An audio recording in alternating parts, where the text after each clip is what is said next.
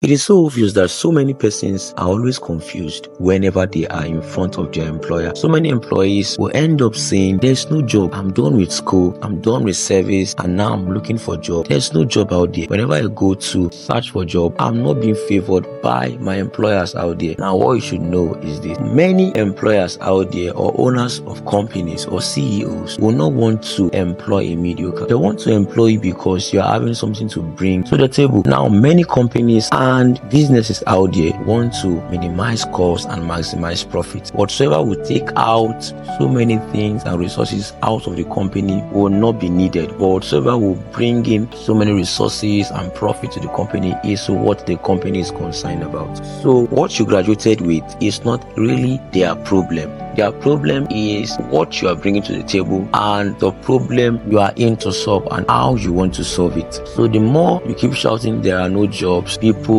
are going out there and they are being employed. Why? Because they are bringing something to the table and they are ready to solve problems. So the problem is not that there is no jobs. The problem is that you are not fitting the current position that is in place. Do you understand? So what you need to know is that you need to solve a problem. That's the reason why in this very video I want to really show you how you can introduce yourself to your employer. Who knows, you have a next appointment coming forth very soon and you don't want to just mess up around, being confused, not knowing how to answer your employer. So when your manager asks you to tell him about yourself, some persons make so much mistake by telling their employer or their manager their life story. You are not to start telling your manager or your employer your life story. It is not necessary because it is not only you that your employer wants to interview. Probably you people are queuing, so many persons are waiting behind you, and when you are asked to introduce yourself, you are telling your life story. Your employer will get tired and get bored of everything. So you are not to start telling your employer or your manager about yourself. The first thing you should note is that he is not asking you to tell him your life story. Number one thing you should know is this. Do well to implement this video. Follow to the very end and implement, because there are some vital tips I'll be sharing with you. The first thing you should know is know your introduction and keep your introduction short and straight to the point. Regardless of whether you are introducing yourself in person, over the phone or online, no one is going to remember all the details you are giving about yourself. So try to find larger ways to make yourself memorable. What you should know is that your lifetime stories, how you missed your other jobs and other things will not be that necessary. What you should do is just go straight to the point and keep your introduction very short. Just hit something very much vital that will make your employer or your manager remember what you talked about. Do you understand? The best introductions leave you wanting more. Give just enough info that will make your manager want to follow you up. What they are asking you is the value you could bring to the company, as I said earlier, and what problems can you solve for the company. Be yourself, but be your very best. Make sure you just do a little tweaking, but then don't fake it, because if you are faking it and your manager or your employee realizes that you are faking it, you will not get that job, because they will know that if you be faking it now, it means you will keep faking it and they want you to be real. Okay, you don't have to fake it to make it. That is just it. Also, you don't have to say everything in the very first date. Some persons, your major problem is that in that interview you want to start saying everything and you don't have the whole time, or your manager or your employer doesn't have the whole time for that. Let your answer to any question be what's in for them. What you should know is this: you are going there to market yourself, so you don't need to start talking about things that are not relevant. You should talk about the company, what is in for them, what you are going to achieve in the next 3 months. Fix a target and let it be realistic. Let it be what is in for them. When you are meeting people at a networking event, you are much more likely to be remembered if you can listen to people talk about themselves first and then see how you can bring value to the conversation versus asking for something right before them. Let's say you are applying for a graphics design. I want to use a graphics design as a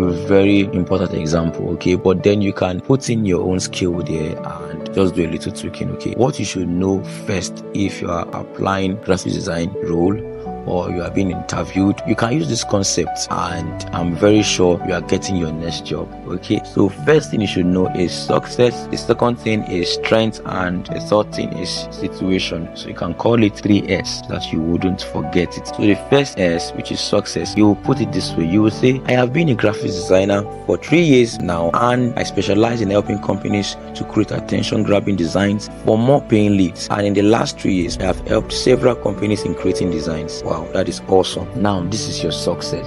So you are telling your employer what you've done before, for how long you've been doing what you're doing, and your expertise. So with this, they will know that this person is not a child in this field. So most times when you see your employers or owners of businesses talking about years of experience, it is very much important. They want to know if what you are doing is what you started just yesterday or you've been doing it. So they want somebody that has been doing it and is an expert in it, so that they would have that confidence in that person. So this is the reason why they are asking for experience. So you'll be imagining, I just finished school, when am I going to have these years of experience, or where am I going to have these years of experience? That is the reason why it is very much important when you are in school and you are learning, you also do well to learn a digital skill, because they will not want to know that, okay, I was in school, I'm not having years of experience for anything, or you are not having any years of experience for any digital skill. They will not want to hear that. Do you understand? So it's very much important to have a digital skill and have years of experience in it. Yeah, so that is just it. So now you're trying to tell them that, okay, I've been doing this for 3 years, 4 years, 5 years, and I specialize in helping companies to create attention grabbing designs for more paying leads. That is an advantage to them. Do you understand? And I've been doing it for other companies, so yours should not be exempted. So the second S is strength. Now you're trying to tell them where your strength lies. My strength is understanding what my potential customers want, and always take my time in creating engaging designs that's appealing and making their brand top notch. So this is where his strength lies. So if I'm employed to this company, this is what I will do for the company, and this is what the company will be able to achieve. Probably years back, they were not able to have a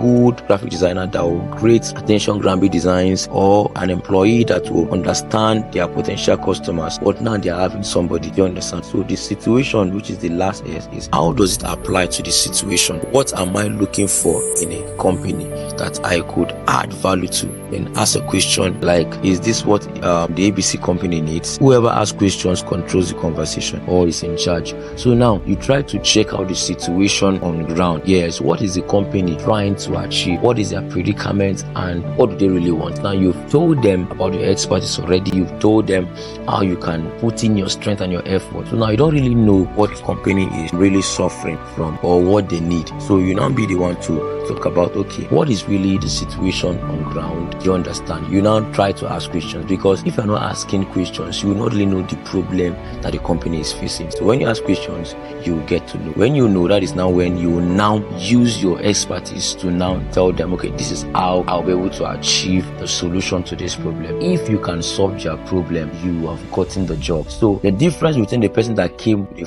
first class certificate and that was just all he or she was having, and the person that came with the intention of solving a problem, who do you think will get that job? Of course, the person that came with the intention of solving a problem and have a value to offer. So I'm very sure you now know the better way or a good way for you to attend and answer your employer or your manager in any job. There are many jobs out there. Stop saying there are no jobs. Just go out there and obtain a digital skill, then have a little years of experience, then begin to apply for a job either online or on site. I'm very sure you got value in this very video. Do well to share and make sure you subscribe to my channel if you're coming for the first time. Don't forget, somebody will need this video. Somebody that is seeking for a job or somebody that wants to go for an interview out there will need this video. So do well to share this video. Don't forget to subscribe to my channel. Thank you for watching. Cheers.